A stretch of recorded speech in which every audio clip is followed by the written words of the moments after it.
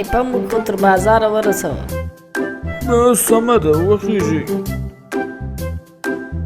بس پیره هغه کرایه پوښتنه دې موږ څه نه ونه کړه په خپلې کړې وه.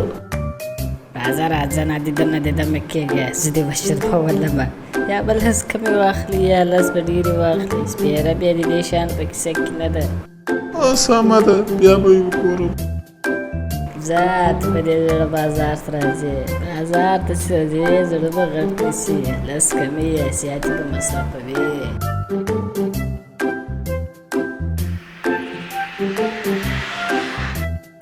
راورسېدو دا بازار ده.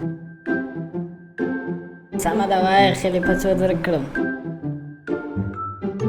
تر دې ځایه 580 افغانۍ کېږي. څه؟ دا څه وایې؟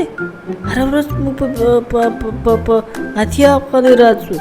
580 افغانۍ 580 افغانۍ بیخي ډېرې دي. ډېرې خبرې مه کوئ، ژر پیسې راکړئ. یا رئیسه ستا په جیب کې څو دي؟ له ما سره خو دومره پیسې نشته.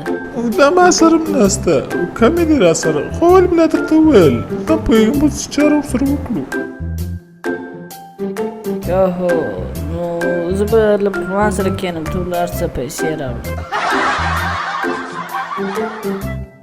او سپېره ملګرې ولاکه خو دې نه دې میلې خوند واخیست.